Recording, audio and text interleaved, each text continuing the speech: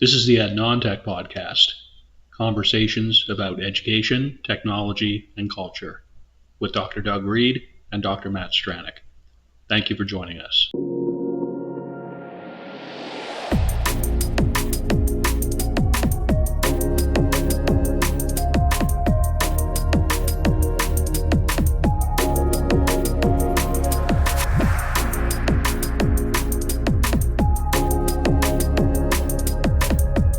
My name is Dr. Doug Reed, and I am located in Abagway, the traditional and unceded territory of the Mi'kmaq people. My name is Dr. Matthew Stranick, and I am located in Menakwisk in St. John, New Brunswick, which is situated on the traditional and unceded territory of the Wolastoqiyik Maliseet people.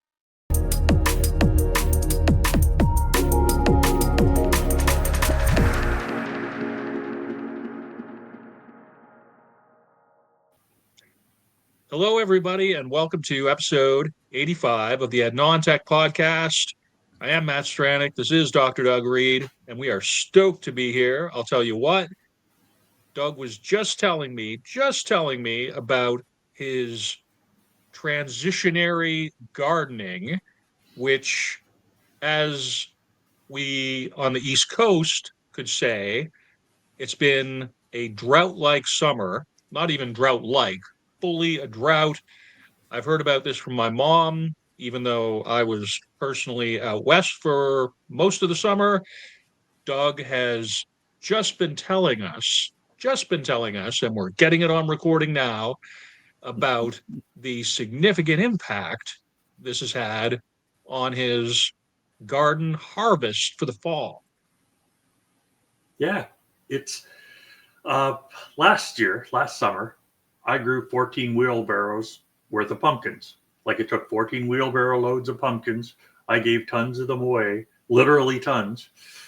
And this year, I just finished yesterday pulling the pumpkins out, and I had less than 2 wheelbarrows. And apparently, plants need water. And when plants get water, they grow. Or if they get the right amount of water, they grow. And that was one of the reasons why I thought the topic of choosing learning mattered, because for people to learn, certain things have to happen. And just like plants need water to grow, people need nourishment to grow and to choose learning. So that's where the topic came from this week. Fantastic. And folks, you can read all about what we're going to talk about here, choosing learning, on the show notes on the website. Do be sure to check it out, analog-trope.ca/podcast, and it'll be at the very top. And we definitely recommend checking it out for the visuals, the references, the audio, all manner of digital harvest, we could say, from this particular episode and associated media. So there. And Doug, it's always a pleasure to be here. Thanks for the context. And I guess anything you want to say before we jump into this really wouldn't expect otherwise historical reference? Yeah, sure. For new listeners to the podcast, we are both self-described lifelong learners. I think that's very fair. I think we have said that over and over and over again. People that have listened to 84 other episodes, they know who we are. So that's really fine with it. So everything that I'm coming from is coming from a lifelong learner. I'm a person that has chosen to keep learning. And Matt, I think it's fair to say you have also chosen to keep learning. I do appreciate that generosity. I sometimes feel that I'm sort of encountering one situation and another, and I'm responding to it rather reactively. But after a half of a century, nearly, for me on planet Earth, I have to say that although I don't always feel like I know very much, I'm definitely aware that through my journey thus far, I'm grateful for the things that I have accumulated through experience over the years.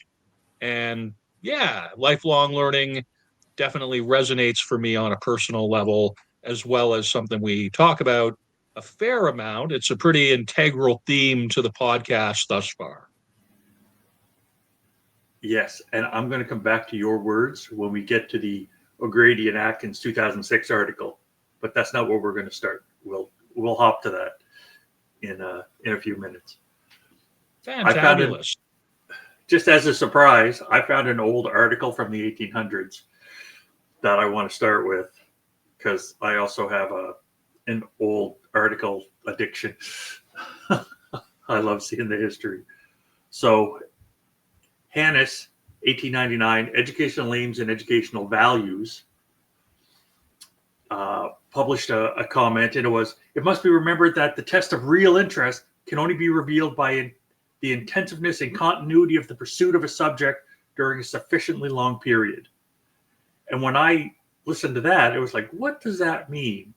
And then I instantly connected it to my woodworking.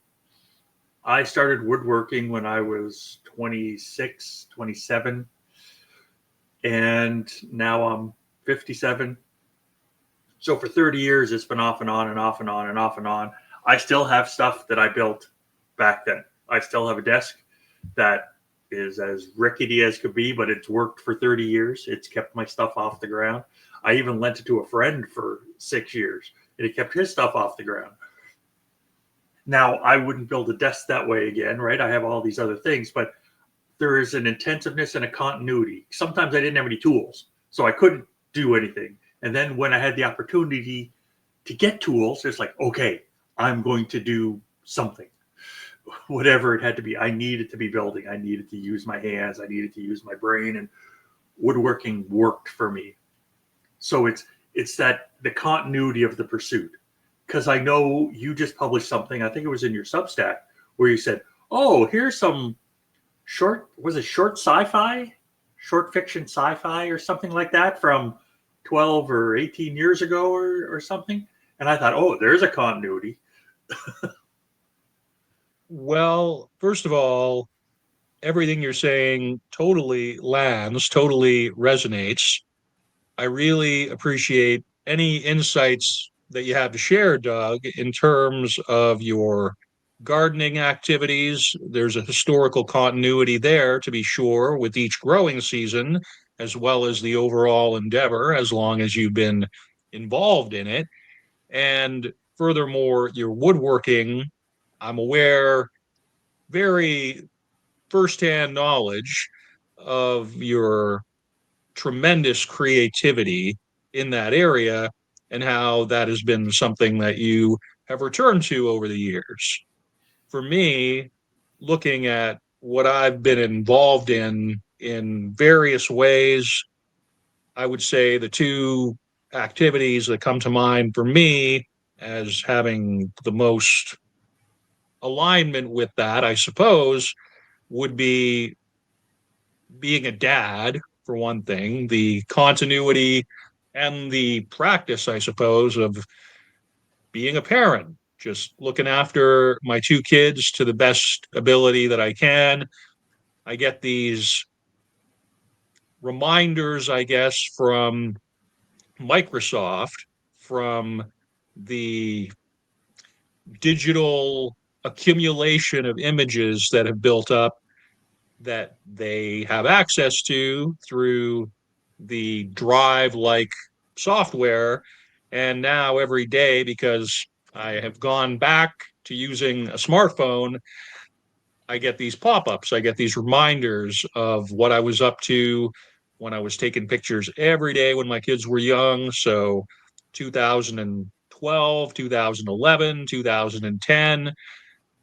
My older child was born back in 2009, late 2009, and we just documented every day of it. So I don't see my kids now nearly as much because I live in a different place from them, but seeing these reminders from Microsoft, it's it's an interesting thing thinking of that endeavor as starting a third of my life ago or more at this point.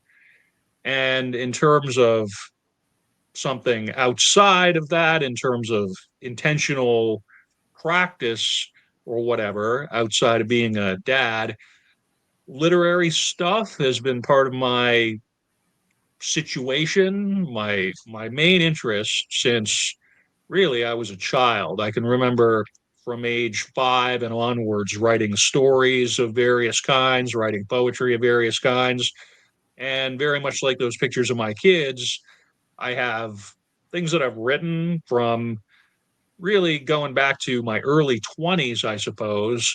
And I don't imagine they have very much value, some of them for other people, but I do enjoy at times going back to it and recontextualizing it or adding a visual to it or maybe making some alterations to some of it so that it fits, that it expresses something current. And a lot of it is stuff I won't show anybody else still, but some of it I like to think has a personal value, if not a public value. So I don't have really these hands on kind of pursuits like gardening or woodwork or the like, but I do, I suppose, have an intentional practice in terms of the literary arts over the years and decades, which predates my children for quite a lot of years. That's what I'm thinking on that one, my friend. And I appreciate your shouting out the Substack post from the other week on social media. Yeah, I couldn't remember when the Substack was, but I know it was recently. So, Mm-hmm. so I see that as very human. We've chosen to be lifelong learners, and we're pursuing what we're pursuing, and it's because we want to, because we see value in it. I think that's a fair comment, and that leads me into the red herring of the second article that I've shared. There's an article from Friedberg in 1959, and it's about Awesome. a learning machine. And it says machines would be more useful if they could learn to perform tasks for which they were not given precise methods. And I was like, oh man. Like I started to read this. It's like, do I want to go down this rabbit hole? Because this sure seems to be what AI has become, right? It's proposed that the way they do it, right? Like learning procedures that tries men programs and chooses from instructions that may result in a given location. And it's like, oh, so it's throwing stuff at the wall and seeing what sticks. That's what in 1959 they thought a learning machine would be. And we are the Ed Non-Tech podcast. So any chance I have to say, wow, that was what, 70 years ago, nearly? And they're saying, oh, wouldn't it be great if? It's like, yeah, we came out the other end. I'm not seeing the greatness. So I just wanted Among to bring my that up. absolutely great reference. Actually, one of the things I've been up to due to this latest period between paid academic and or professional engagements is I've been going back through all of our various Ed Non-Tech podcast episodes. I've been looking at the WordPress posts and doing some housekeeping. I've been doing things like updating dead links or changing some formatting. I've been leaving the substance of the notes largely alone, except for mine, where in some cases I just think that I could have done a better job of proofreading at the time. But in some cases, through my own learning purposes, for instance, before this recording today, I've been going back to the actual video recordings and making some improvements in terms of the visual, in terms of the audio. And it's interesting thinking of these posts that we've accomplished over the years as being these persistent internet kind of objects. And I have to think that for me, what's a very organic process is something that probably, if I was a little bit more savvy, could be accomplished more effectively with AI. And I'm sure that's where we're going to get with AI. It puts me in the mind of my latest job search activities where things that the algorithm, the LinkedIn and Indeed.com algorithm are suggesting to me increasingly, and this is absolutely new since 2 or 3 years ago, the last time I was looking for work significantly, AI trainer.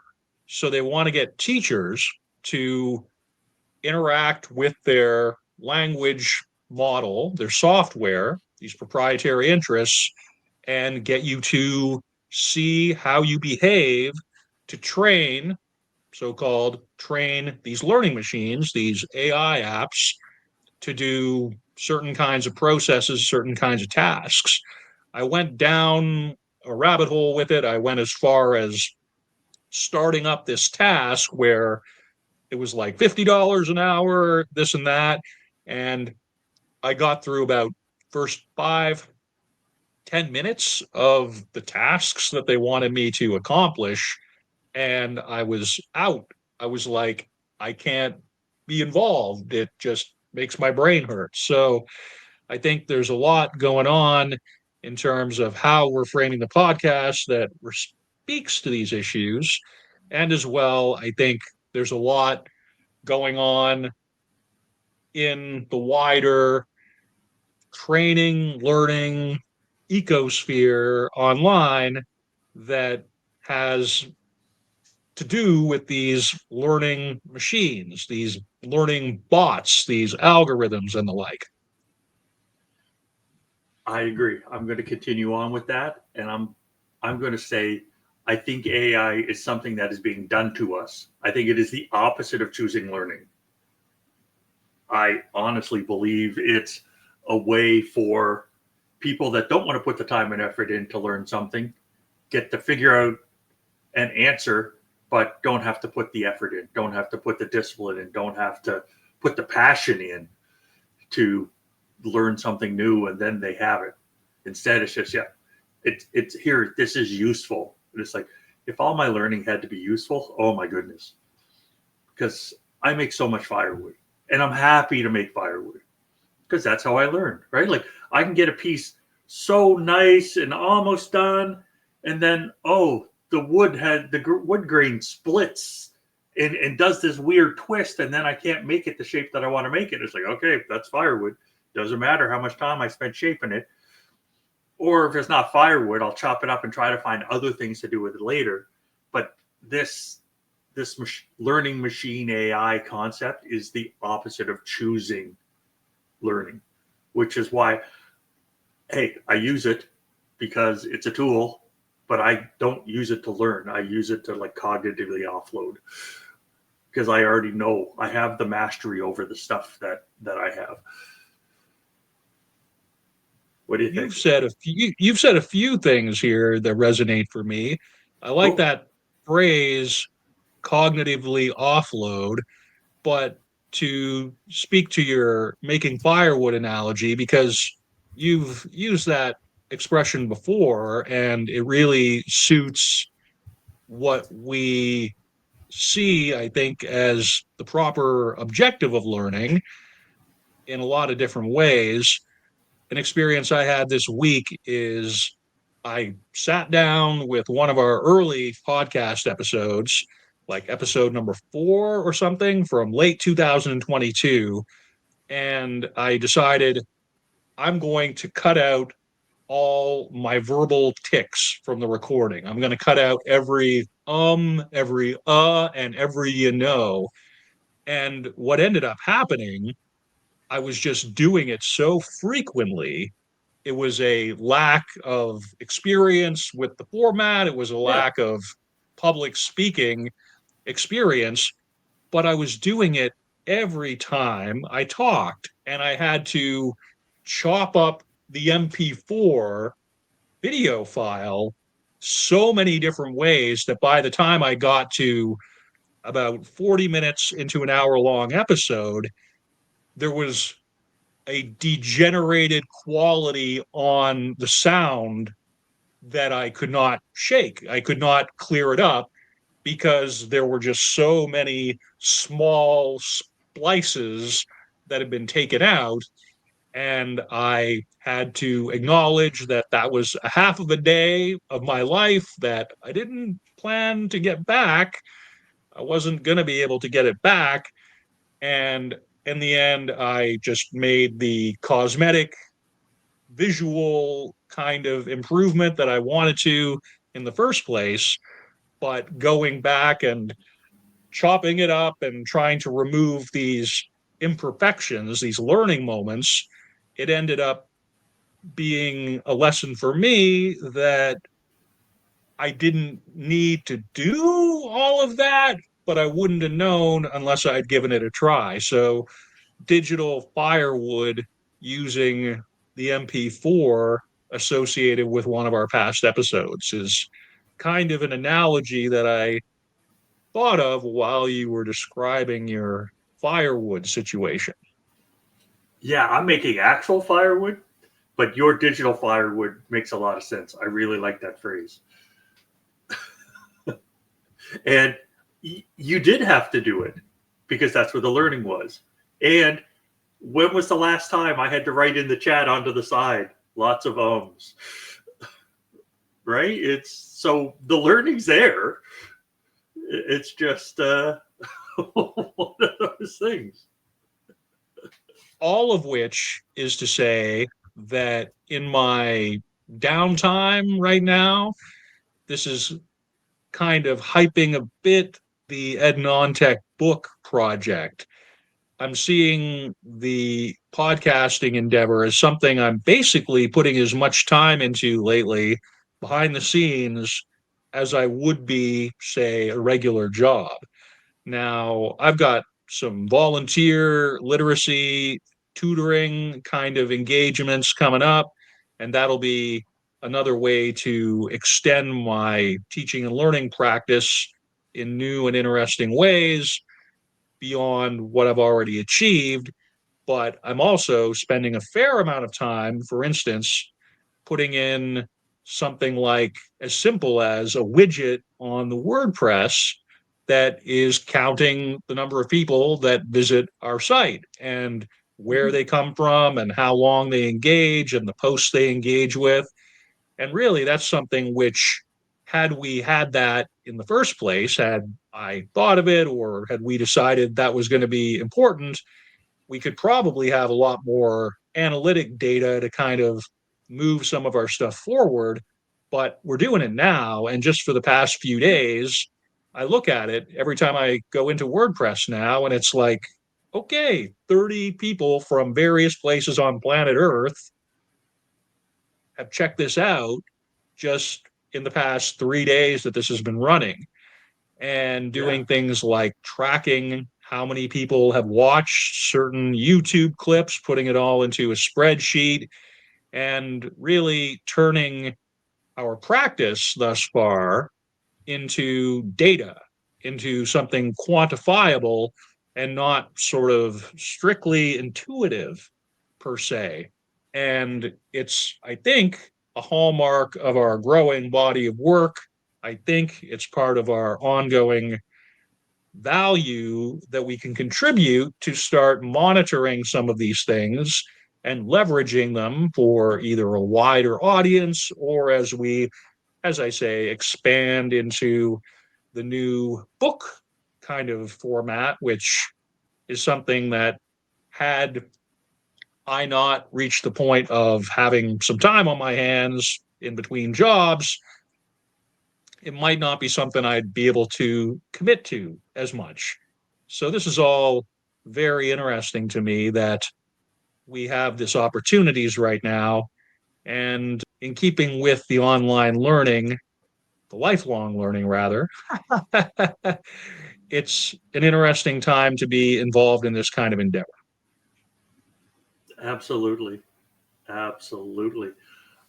Sometimes I remember when I had just finished university and I had friends that had jobs and friends that didn't have jobs.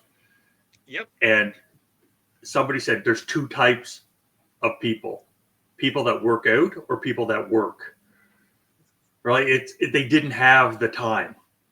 Right? Like that time is such an important component, right? Because we fill our time up how we fill our time up. But it just neat the way you described it. It's like right now there's a gift of time there that may not seem like a gift, but you're getting to do this, you're getting to learn, you're getting to engage and cutting out those ums and ahs. It was an interesting process. I bet there's a pile of stuff there that will help us moving forward. For me as well, given the, again, financial impetus, you can't tell from this crowd behind me, but I'm currently based in the family home in St. John, New Brunswick. I moved in with my mom for the foreseeable while, and in as much as it's been very helpful from a financial and economic standpoint while I'm kind of stabilizing professionally in the latest instance or whatever, it's also a benefit where I'm considering myself very lucky that I've still got two parents who are alive and mostly well. I'm almost 50, and not a lot of people my age don't have Yes. that gift. And being able to spend time with parents who are getting perhaps older in their years, I've realized since I've been here the past few weeks that there's a lot of benefit to that in and of itself, just that experience. Never mind the fact that it's convenient or financially viable or whatever. It's something that is really enhancing my quality of life. And I think the quality of life of others in my family and my immediate circle. So I appreciate what you've referred to earlier, that not all learning has to have a practical outcome or what have you. And speaking of that, I'm going to jump to the next article. Tough Please from do. 1979, Choosing to Learn. And Tough came up with a very interesting sentence that I just loved. How voluntary, self-initiated, and proactive is adult learning? So this is the late 70s, and this is the question that was being asked in the research. And what Tough figured out is that people begin a major learning effort because they anticipate several desired outcomes or benefits that are interrelated. There's often people do not start some new learning endeavor just for the heck of it, right? People are tired, right? Raising kids, while joyful and wonderful, is also exhausting. Yes, it is. Right? Taking care of a household, also time and effort, can be exhausting. And when you're exhausted, it's so easy to sit in front of the television back then or the radio 30 years earlier, or now the computer, and just turn your brain off, go comatose, and just let the screen share with you. It just is. It is that simple. We have figured out as a culture how to do that. So for the people that have figured out they want to learn something and why they want to learn it, it's really neat. And I've included a nice diagram there because that is I'm a sucker for absolutely fantastic 1979 yes. retro academic visual. It's 1 year younger than I am, that visual. And boy, oh boy, folks, you're going to want to check the notes for that particular graphic. I looked at it and I just had flashbacks to, yeah, that would have looked snazzy in the 1970s. That would have been wow. So I really enjoyed that. And some of it is like, was that done on a typewriter? And because I got from Google Scholar, and it was a photocopy of a photocopy from what it looks like. So there's all those other little artifacts that photocopiers leave behind, the little dust spots and stuff. there's a number of reasons why people engage with adult learning, right? It's pleasure, self-esteem, it's credit, there's some kind of material reward. You get to use it, you get to apply it, you get to retain certain knowledge. And Tough broke this out into a chart. So if you take a look, it's like, oh, here's what his, and I'm pretty sure it's a him. Again, I couldn't find out for sure, so I apologize if I gendered Tough incorrectly. I just got tired of saying Tough over and over and over. So this is from this research. This is what's going on, right? Like pleasure and self-esteem are two of the biggies. This is why people are doing what they're doing. And pleasure outnumbers self-esteem unless you're just doing it for credit, unless you're just doing it to get a piece of paper or some official occupation status or something. Otherwise, pleasure's at the top. Pleasure is always the reason why people do it, which is something that AI is never going to be able to do. Right? Like if I want to learn how to paint, if I want a nice picture, I'll learn how to paint. I don't want AI to generate the painting for me. Unless I'm in a hurry and I need it right now. And it still took, when we made the podcast logo, that was still 2 months of almost every night going in trying to get the words right and get the prompts correct to pump that out. But I'm wondering what you think when it comes to the pleasure versus self-esteem findings that Tough has come up with. You've really covered a lot there, and I would say your multiple varied iterations coming up with the ENT logo absolutely was an integral learning curve for the show as a whole.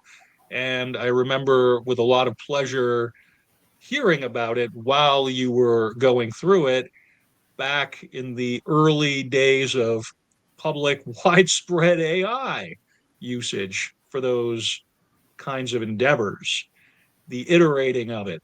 It speaks of a craftsmanship, which I think is inherent to you as an individual in your mentality towards learning generally, and which I think we're trying to move forward with the somewhat DIY ethic and approach that informs the design and the delivery of this show. But beyond that, it kind of puts me in the thinking of the doctoral research I did into the MOOCs, the massive open courses, and I haven't thought about them per se for a while, but in terms of when I was interviewing people, in terms of when I was doing surveys and questionnaires, gathering data for the study, in those courses that I looked at, a lot of the folks who were involved, I mean, I was looking at their motivations. I was asking, why are you interested in this course? What's it to you, really? And these courses were being done largely by people who just had pure interest in the subject matter, potentially the institution, potentially the instructor that were involved, but mostly people who wanted to fill their recreational time, such as it was, with learning on subjects that they felt were compelling. There was no accreditation involved. They could have gotten a certificate of completion or the like. And to an extent, that was why those courses were considered failures in a lot of cases, because they just had a really low completion rate per se. But for anybody who I spoke with as part of my study, very common theme that came up was they were interested in the subject and they considered whatever involvement they achieved from it, they weren't particularly interested in finishing it from start to front all the way. And they were very satisfied with what they were taking away from it on their own terms. So that to me speaks a bit to what we see here with tough. That also coincides with other things. Like I'm just learning how to curl. I'm not very good, but I have a lot of fun. I get to meet people and chat and encourage and all that stuff. And people are like, "Oh, but you could be so good." It's like, not interested, right? I won so many like provincial titles in athletics, and I don't want to go there again because I know what I had to do to get there, right? I know what my competitive level had to be, and I know how I had to act, and I know what I had to do, and I don't want to do that anymore, right? It's like I'm in competition with myself to have fun, not because in curling, if I want to get better, I need a stopwatch, right? Because when you push the little rock, okay, how long did it take to go from here to here? And then that'll tell me how far it's going to go at the other end and all that foolishness. I don't want to know that. I'll figure that out by eye, or I won't figure it out at all. So a lot of what you said just resonated with me.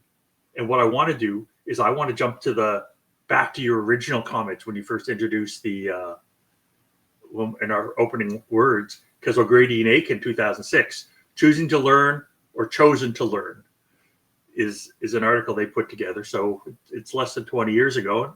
The majority of learners stated they had taken a decision as a result of some particular trigger or critical event or critical incident.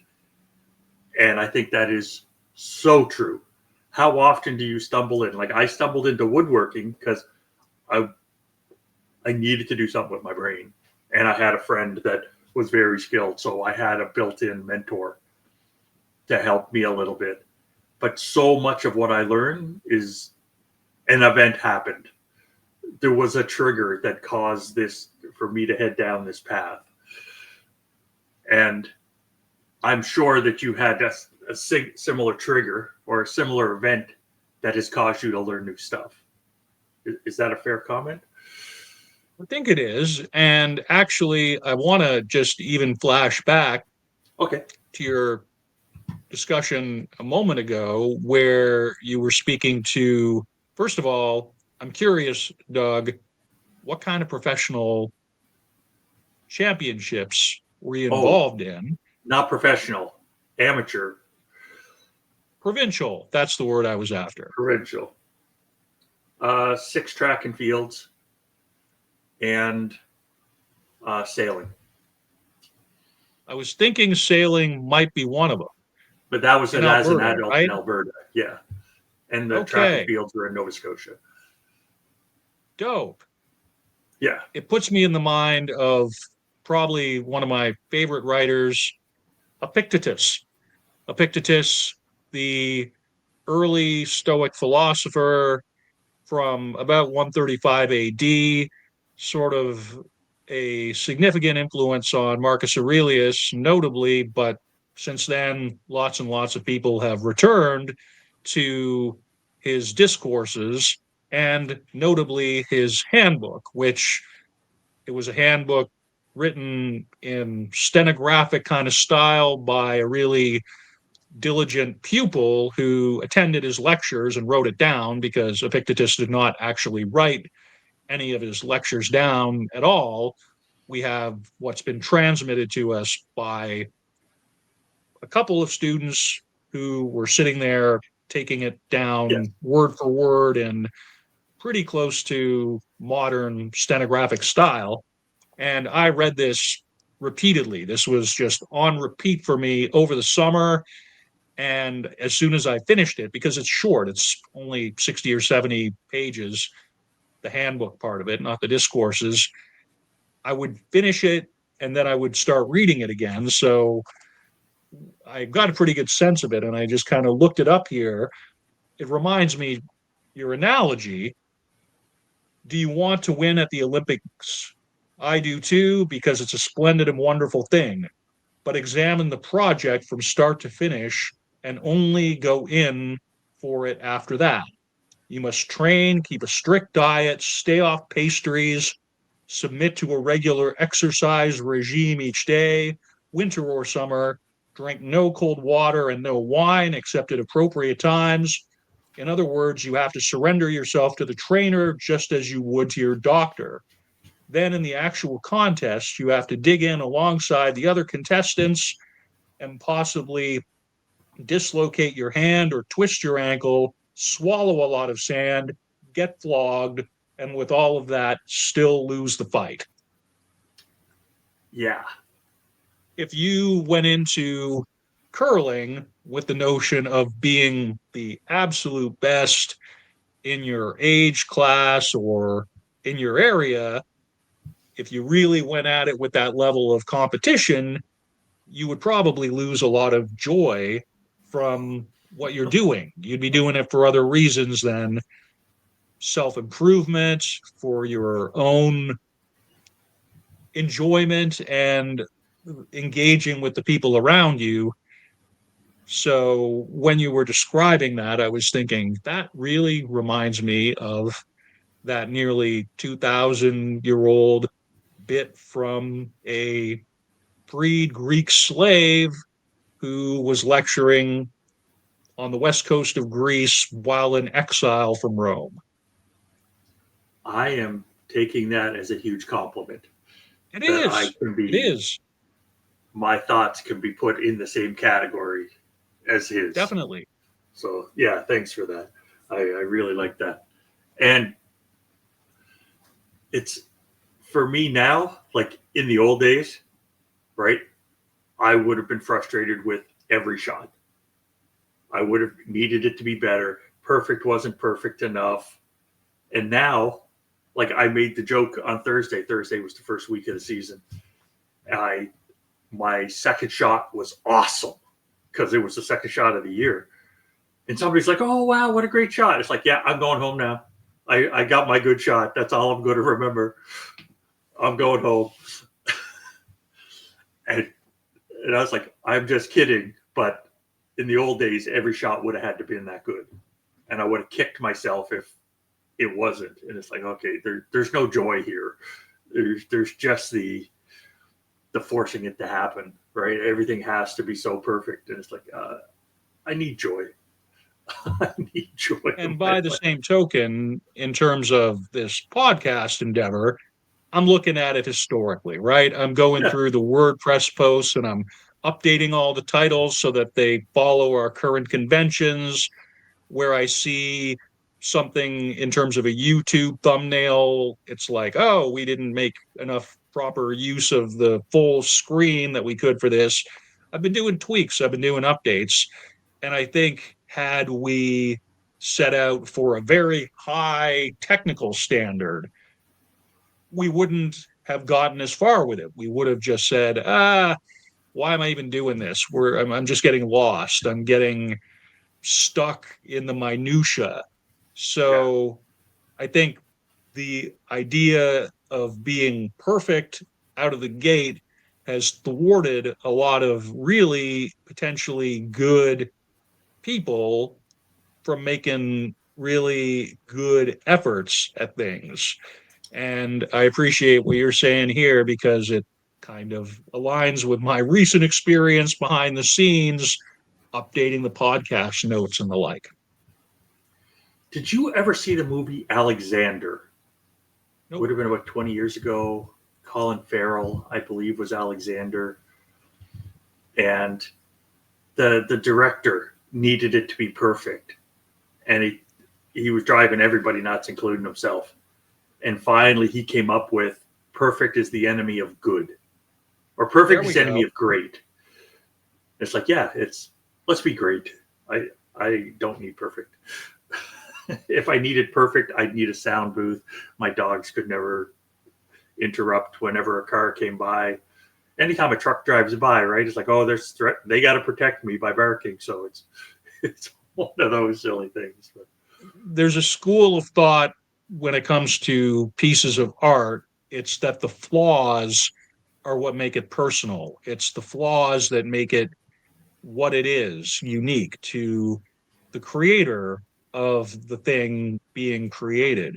And I think where we've referenced Epictetus and Alexander now, that may be a good segue into this quote from Bonowitz, Bass, and Lapidoff from 2018, which I was wondering, I'm not sure if this is the one you were referring to from earlier in the episode here, but I notice talking about Socrates' prisoner, as in from the allegory of the cave, which for folks who perhaps listened to our previous episode, that's something that I referenced and we discussed a little bit during the last go round.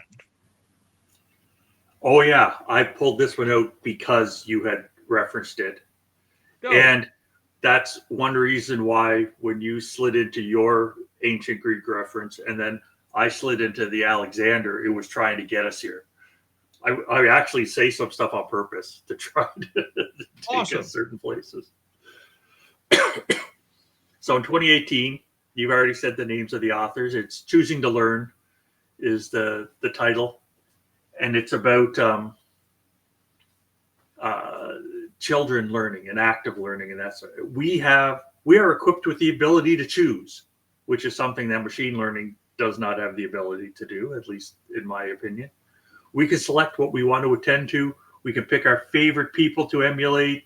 We can decide to play with one toy or another. We can look, we can ask, we can act. Most importantly, in action, we reap the benefits of effects. And that's the joy. Socrates' prisoners could not in the allegory of the cave, right? They were stuck. They didn't have any choice. They were limited. But we aren't. We can find things to do. Like, I know right now I enjoy doing this with you.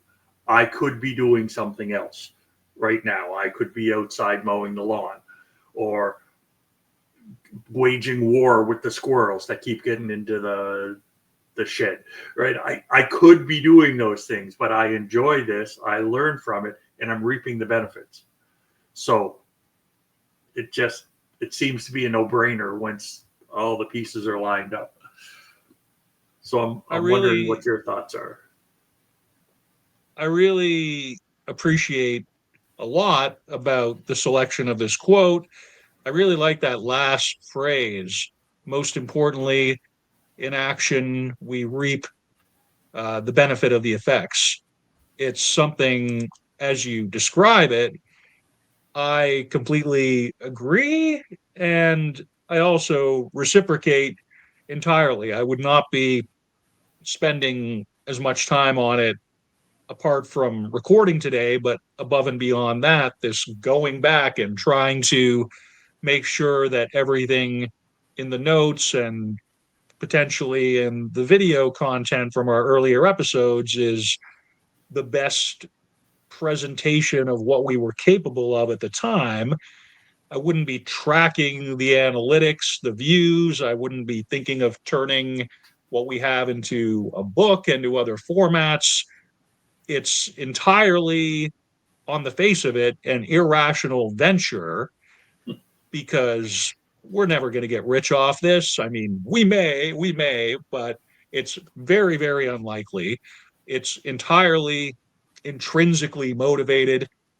It's entirely something that we're doing because we find creativity and have a passion for what we're getting out of it from a learning standpoint and from engaging with each other and our audience, such as it is.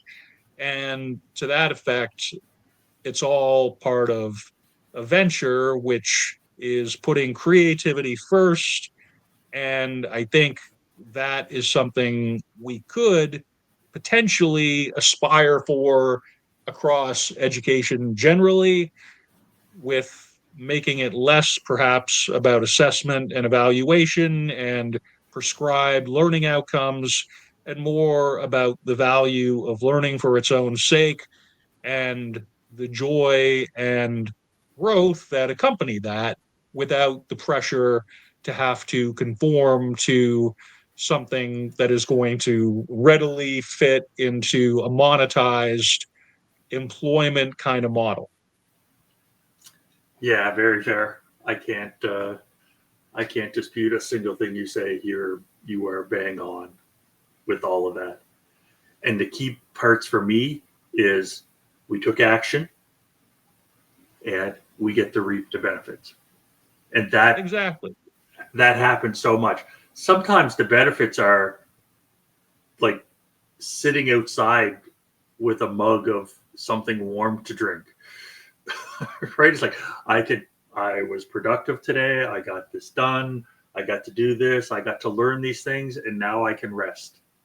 And just resting it matters. You need to catch your breath. So I like all the stuff you said, and I really love this. As soon as I saw Socrates, it's like, oh, let's tie it in. Let's actually have a trend and follow through on stuff. I didn't expect you to bring up the other one today, but it worked really well. I really like your point about rest as being necessary to the educational endeavor and to what makes people tick generally. It puts me in the mind of Frankie Stubbs. He's one of my favorite singers, one of my favorite songwriters of all time, from the UK band Leatherface, which not a lot of people know about. But in an interview from, I don't know, 10 or 15 years ago that I listened to, he said what he really enjoys is having written a song. He finds that the process of writing is something he gets lost in. And for him at the time, it was more a professional work product. What he liked is that feeling that he got where the song was done, it was finished, he had just completed it, and that sort of tingly sensation of having finished it. And just in terms of rest as being highly important to us as a central aspect of being human, I've been reading lately, among the 5 or 6 books that I'm reading right now, The Heart of the Buddha's Teaching by Thich Nhat Hanh about mindfulness. I've read over the summer, I read the portable Thich Nhat Hanh, and I decided to go into the more deeper discussion of the teachings and the like for my own interest. And he repeats it time and again that what you're really trying for is a point where you have that sense of satisfaction, where you have that sense of well-being, and ideally you reach a point where there's no effort associated with it. There's simply being. There's simply being fully satisfied with the moment, fully and Yes. engaged without engagement per se, without trying. As per Master Yoda, there is no try, right? Yes. Let's sneak the Star Wars reference in at the end.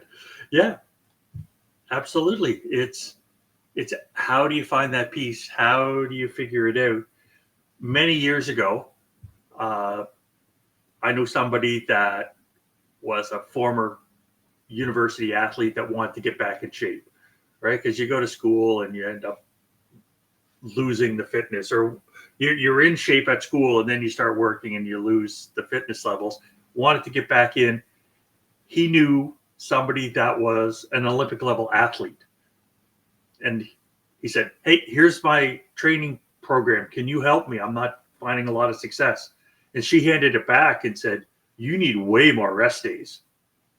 You need way more. You need to give your body a break. And it's like, but you went to the Olympics. You were the best in the country. And she's like, yeah, you need more rest days. Take more rest days. And it was just the vital importance of and the value of rest. It was just, she just hammered it home. And it was hard for me when I got back into running, because I'm used to, you run 7 days a week. And it's like, no, my body is saying, no, I run 3 to 4 days a week. And there needs to be a gap in between. And it's okay that there's a gap in between. I'm not being lazy. I'm giving my body a chance to recover. And we need to do more of that, I believe, in our culture. So completely agree with you, friend. So does that bring us to the final reference here, Mendes, really Grief, does. and Bobrowitz from 2024? Yes, and I have brought us right up to the current day, and it's approaching lifelong learning. And I pulled 2 quotes out, and one of them I put in there because in our 3rd episode 3 years ago, so October 2022, and I look back at the notes and it's like, we have a naming issue. And we spend an hour talking about the naming issue. And the Mendez et al. Quote is, lifelong learning remains a constant suffering from imprecise definitions. And I was like, thank you. Thank you for that. It's commonly understood this and that and the other thing, but there's a naming issue. We need to hire some marketing people or a branding person or something to sort all that out. And another part of the article is important to note that lifelong learning is a mindset, implies continued development of learning, which for current learning goals builds up in the already mastered previous goals. So you're building upon it. It's very Piagetian that way, where you're building upon what you've already done. And of course, let's head in a new direction. Let's try new things, but you've already got your base. So that's where the lifelong learning, adult learning, and the choice to continue comes from. And that's the last article. That's just what I wanted to talk about. I'm wondering what your thoughts are. My thoughts are that's a good way to go out. And I really enjoy any opportunity to speak to lifelong learning within the context of this show. I'm really glad it keeps coming up, and I'm glad to see more references there to it. The notion of building, the notion of going back to the desk that you made years ago and has had its own history with you. It was a formative learning piece for you at the time. And as you said, you might construct it differently now were you to apply your knowledge to a similar project. And just like for me, the kinds of things that I'm writing now, the prose and the nonfiction and the blogging and whatever else, it's really quite different qualitatively from the kinds of creative writing I did when I was in my 20s or my 30s or the like. But it's all part of what has led you to the current moment. It's all part of what has led us to being who we are in the now, as now currently exists as a construct in time and place, anyway. So I really think that's a nice way to go out in terms of our references here, my friend. Right on. Right on. So there's an image I'd like to talk about next then, because cool. I shared with you a wide variety of images. You did. And the big one for me, have you ever read Hitchhiker's Guide to the Galaxy? Have we talked about this? You've mentioned it as being a favorite of yours a number of times on the show. My response is always, I think it's probably awesome, but I've never actually checked it out except from what I hear from other people. Basically, it's spoiler alert for the listeners. What the Hitchhiker's Guide to the Galaxy was, it was a radio play that got really popular, and then they turned it into a novel. And the number 42 is vitally important in the story. And there's been all of these attempts. And for years, there's all these theories on what 42 meant. And I believed one. There was one very weird one about ASCII text and all that. And that was the one that's like, oh, that's what it means. Oh, okay. And then I found this, where it's an interview with the guy. And he's like, no, it was a joke. I thought it was funny. 42. There we go. Needed to put something in there. He goes, I was at my desk staring at my garden and I needed to finish the joke. Here we go. Here it is. And it was, I remembered that. It mattered to me because I loved the depth and thought that went into it from the explanation that somebody had come up with. And it was like, no. No, he just wanted to finish the joke. You're reading so much more into it than anything else. And it just made me laugh. It just made me feel like, okay, I'm glad I chose to continue learning. Because otherwise, I'd still believe the made up explanation. One of the awesome things about literature and narrative generally, and part of why I've enjoyed being an English teacher over the years, is that everybody comes to narrative with their own sensibility.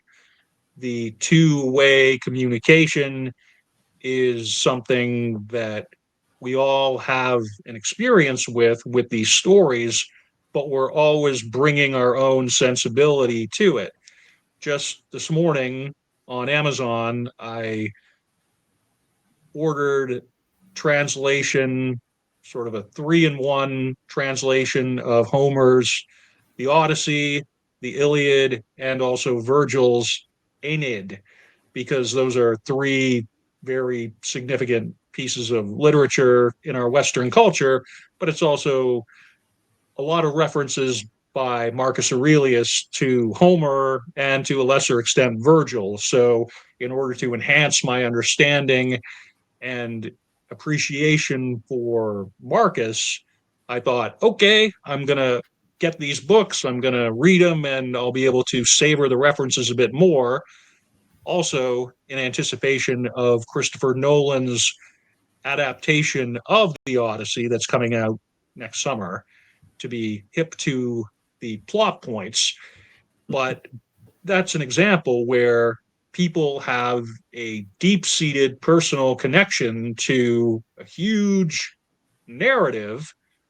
Everybody who comes at it is bringing their own sensibility to it, and yet that's part of the awesomeness of it. That's what I was thinking of with your experience with the Hitchhiker's Guide. Right on. If I had known you wanted those books, I have all three of them here. I could have just sent them to you. But my version is like from the 1950s. I think the modern translations are much more reader friendly. I feel like it's going to be something that I want to have and possibly share out to other people. So I appreciate it, though.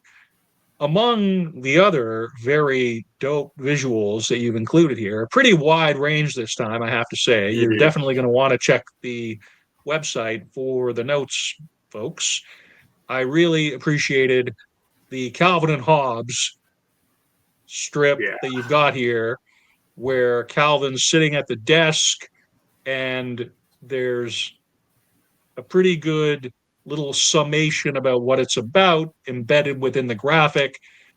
I was a big fan, remain a big fan of Bill Watterson's strip from when it was first out in the 80s. I discovered it in a bookstore, late 80s, early 90s kind of thing. And I was very gratified when my younger son, Kai, he found it as something that he really enjoyed for a lot of years when he was 7, 8, 9 years old. And I really appreciated seeing Calvin's take on assessment and evaluation in the visuals in this document.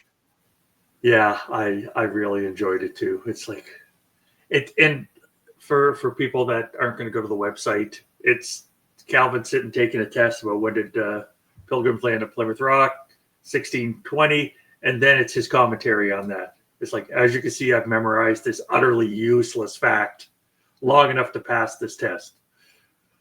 I now intend to forget it forever. You've taught me nothing except to clinically manipulate the system. Congratulations. It's just, yeah, it's congratulations. You jumped through the hoop. How does that help anything? There's no joy in it. Exactly so. There's no choice. There's no building upon previous knowledge. What are we doing? So I have three more things. Please do. The word, question, and phrase of the podcast. The word of the podcast is choice, because I think that's what we've based everything around. Yep. The question of the podcast is how can we support more people to make the decision to choose learning? Because it's not easy. It's hard. It's a skill. You got to work at it. But how can we help support more people do that? And the phrase of the podcast, there's two of them, actually. They're both yours. You've said a few things that resonate with me. I really like that. That made me feel very nice. And digital firewood. I never would have connected those ideas that way. So good on you. They both worked really well for me.